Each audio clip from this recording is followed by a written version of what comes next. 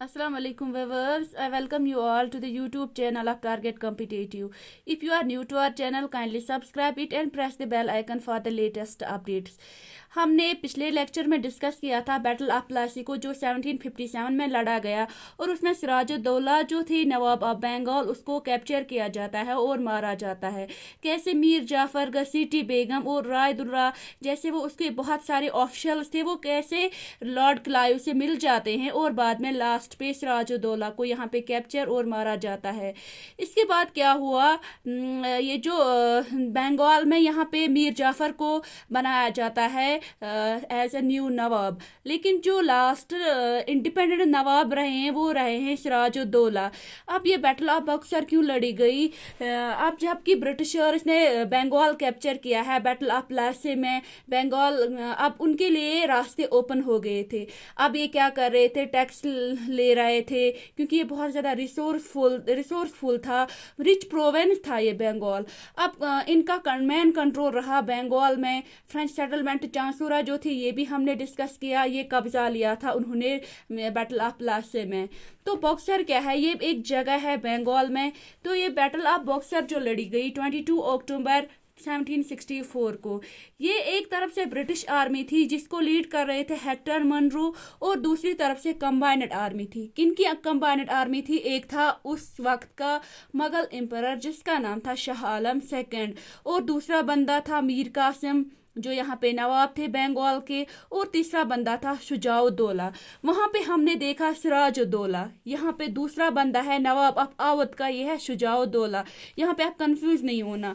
Battle of Plassey के बाद क्या हुआ, मीर जाफर को नवाब बनाया गया बंगाल का ब्रिटिशर्स ने। इसने क्या किया, ये बहुत ज़्यादा खुश हुआ। अब ये ब्रिटिशर्स को गिफ्ट देने लगा। गिफ्ट में इसने ह्यूज वेल्थ दी, इनको 24 परगनास दी। इससे क्या हुआ, बंगाल की जो ट्रेजरी थी वो ड्रेन हो गई, खत्म हो गई। ब्रिटिशर्स ने इसको यूज करना स्टार्ट किया क्योंकि ये ब्रिटिशर्स का पपेट बन गया था। अब जैसे ब्रिटिश चाहते थे इसको नचवाते थे। ये ज्यादा इरिटेट हो गया और इसने क्या किया, ब्रिटिशर्स इसने रिफ्यूज स्टार्ट किया, इनकार किया बहुत सारी डिमांड से। इसलिए इसने क्या किया, कांटेक्ट करना चाहा डच ईस्ट इंडिया कंपनी को जो उस वक्त थोड़े से पावरफुल थे इंडिया में। लेकिन ब्रिटिशर्स ने क्या किया, ब्रिटिशर्स ने डच को रिमूव किया इंडिया से और मीर जाफर को खुद ही हटाया क्योंकि वो सोच रहे थे कि खुद ही हमने इसको यहाँ पे बिठाया है, तख्त पे इसको नवाब बनाया है। इसने जब अपने ही एक बंदे के साथ सिराजुद्दौला के साथ जब इसने यहाँ पे क्या किया, ये उसके खिलाफ हो गया, हमारे साथ मिल गया।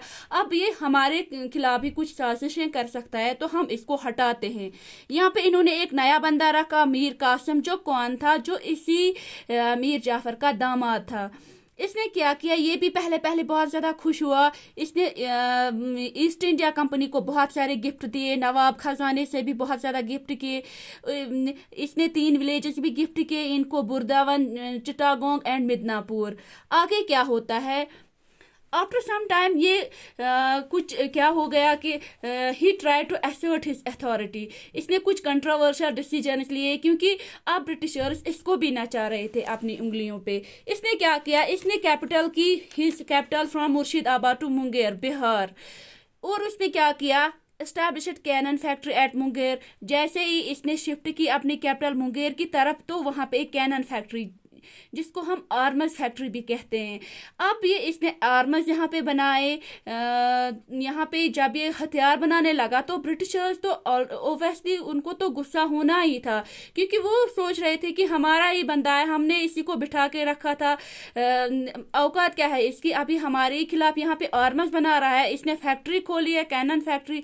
और फिर क्या इसने किया, एक टैक्स इम्पोज किया जिसका नाम है खतरी जामा to meet the future needs. आगे कुछ अगर हो सकता है तो हमारे पास पैसा, ये जो टैक्स होगा ये जमा होगा हमारे पास। और इसने कुछ रिफॉर्म्स इंट्रोड्यूस की इसकी आर्मी में। और इसने क्या किया, जो ये ईस्ट इंडिया कंपनी थी, ब्रिटिशर्स जो थे, इनको कोई टैक्स नहीं देना पड़ता था। तो इसने क्या किया, मीर कासिम ने कहा कि जब ये नहीं दे रहे हैं टैक्स तो इंडियन लोकल मर्चेंट जो हैं ये क्यों देंगे टैक्स। तो इसने इन पे भी टैक्स जो है उसको एबॉलिश किया।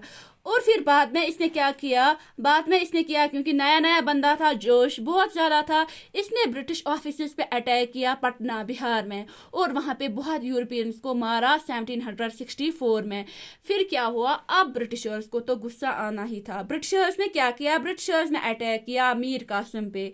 मीर कासिम भागा भागा गया किन के पास, ये गया एक तो शाह आलम के पास, मुगल एम्परर जो था, मुगल एम्परर के पास गया, और दूसरा ये गया किसके पास, जो नवाब ऑफ अवध थे, शुजाउद्दौला, इनके पास से गया कि मुझे आपकी मदद चाहिए थी। तो क्या बोला, ये जो मुगल एम्परर शाह आलम थे वो भी तंग आ गए थे, क्योंकि उनकी भी कोई मान नहीं रहा था। शुजाउद्दौला ये भी तंग आ गए थे अवध के। तो फिर क्या हुआ, इन्होंने ट्रिपल अलायंस बनाई यहाँ पे, और जो ये ट्रिपल अलायंस थी, इसने क्या किया, इसने इन पे हमला किया ब्रिटिशर्स पे, लेकिन इनको बहुत बड़ी हार का सामना करना पड़ा। एक तरफ से ये 3 पार्टीज थी जो कंबाइंड फोर्स थी, मुगल एम्परर एक था शाह आलम सेकंड, दूसरा बंदा था मीर कासिम, और तीसरा बंदा था शुजाउद्दौला जो नवाब ऑफ अवध थे। फिर क्या हुआ, जब बैटल यहाँ पे लड़ा गया, जिसको हम जानते हैं बैटल ऑफ बक्सर से, ये लड़ा गया 22 अक्टूबर 1764 को, 22 अक्टूबर को ये लड़ा गया ये जंग 1764 को। और ब्रिटिश आर्मी को जो लीड कर रहे थे, जो उनका यहाँ पे बड़ा ये जो बंदा इनको लीड कर रहा था, उसका नाम था हेक्टर मुनरो। उसने क्या किया, जो यहाँ से कंबाइंड आर्मी थी इन तीनों की, इनको हराया। रिजल्ट क्या है इसके, जब बैटल ऑफ बक्सर लड़ा गया, ब्रिटिश कंट्रोल ये चला गया, कब अब तक ये खाली बंगाल तक था, अब ये किधर चला गया, इलाहाबाद की तरफ। फिर क्या हुआ, और यहाँ पे क्या देखने को हमें मिला, it ended the era of independent nawab system in Bengal. इन्होंने कहा कि पहले तो यहाँ पे सिराजुद्दौला थे, उसके बाद हमने मीर जाफर को बिठाया, मीर जाफर के बाद हमने मीर कासिम को बिठाया, अब हम यहाँ पे ये जो नवाब सिस्टम है ये यहाँ पे बंगाल में हम खत्म करेंगे। ट्रीटी ऑफ इलाहाबाद से ये खत्म हुई ये जंग, बैटल ऑफ बक्सर। तो ये जब शाह आलम, अब तीनों के साथ इनको ये साइन करनी थी ना, ओब्वियसली बैटल तो हुआ, तो यहाँ पे ट्रीटी तो साइन होनी थी, लेकिन 3 आदमियों के साथ, 3 पार्टीज के साथ ये जो ट्रीटी थी ये इनके साथ साइन करनी थी। एक बंदा था शाह आलम सेकंड। इसको क्या हुआ, क्या कहा ब्रिटिशर्स ने, दीवानी राइट्स टू ब्रिटिश, इसको दीवानी राइट्स ब्रिटिश को देनी पड़ी to collect taxes under the name of emperor from Bengal, Bihar and Odisha. क्योंकि यहाँ पे क्या था, शाह आलम सेकंड जो थे ये मुगल एम्परर थे, तो इसको क्या हुआ, दीवानी राइट्स इसको देनी पड़ी ब्रिटिशर्स को। अब ब्रिटिशर्स इसी के नाम पे यहाँ पे टैक्स कलेक्ट कर रहे थे, किन के लिए, खुद के लिए। कहाँ कहाँ से, बंगाल, बिहार एंड ओडिशा। और इन रिटर्न में शाह आलम को क्या दिया गया, शाह आलम को ऑफर दिया गया पेंशन 26 लाख का ब्रिटिशर्स के से, कि आप इलाहाबाद में कोर्ट को मेंटेन करो। ये हो गई एक पार्टी शाह आलम सेकंड को, जिसको क्या दीवानी राइट्स देने पड़े ब्रिटिशर्स को, और वो अब इसी के नाम से पैसे कलेक्ट करने लगे, टैक्स कलेक्ट करने लगे, कहाँ कहाँ से, बंगाल, बिहार एंड ओडिशा। अब है दूसरी पार्टी जो थी शुजाउद्दौला कौन थे, नवाब ऑफ अवध। इसको क्या हुआ, had to pay 50 lakh rupees fine to British. इसको ब्रिटिशर्स को फाइन देना पड़ा कि आपने क्यों हम पे हमला किया, आप चलिए जी आप हमें 50 लाख रुपीज ऐसा फाइन दे दो। और ब्रिटिशर्स ने एग्री किया कि अब जब कि आपको फ्यूचर में कोई अटैक करेगा, हम आपका सपोर्ट करेंगे, हम आपको तब प्रोटेक्ट करेंगे।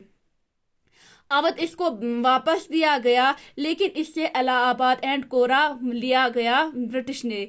अवध जब इसको वापस दिया गया तो यहाँ से इसको, but Allahabad and Kora was taken from him by British. अब क्या हुआ, इन्होंने सोचा, रिजल्ट्स क्या हुए, अब तो बैटल ऑफ प्लेसी भी खत्म हो गया, बैटल ऑफ बक्सर भी खत्म हो गया। अब क्या हुआ, इन्होंने सोचा कि पहले तो हमने एक बंदे को बिठाया था यहाँ पे, नवाब बनाया था बंगाल का, फिर जब वो भी हमारे खिलाफ हुआ यानी कि मीर जाफर, फिर उसी के दामाद यानी कि मीर कासिम को हमने यहाँ पे बिठाया, तो वो भी हमारे खिलाफ हो गया। अब क्यों ना हम अपने ही बंदे को यहाँ पे एज ए गवर्नर बिठाएंगे। तो जो बंदा इन्होंने यहाँ पे गवर्नर बनाया, जिसने हर वक्त पे जब जब भी ब्रिटिशर्स को मदद की जरूरत पड़ी, उन्होंने, मैंने बोला है, क्लाइव को बुलाया है मदद के लिए, और क्लाइव ने हमेशा जीत हासिल की है। अब इन्होंने क्या किया, क्लाइव की इज्जत बढ़ाने के लिए इन्होंने क्या किया, क्लाइव को यहाँ पे गवर्नर बनाया बंगाल का। इसके बाद यहाँ पे जब डुअल गवर्नमेंट स्टार्ट हो गई, अब यहाँ पे जब लॉर्ड क्लाइव बन गए थे गवर्नर ऑफ बंगाल के, तो यहाँ पे इसने डुअल गवर्नमेंट स्टार्ट की 1765 से 1772, जो बाद में 1772 में उसको ख़त्म किया जाता है, वो हम आगे डिस्कस करेंगे।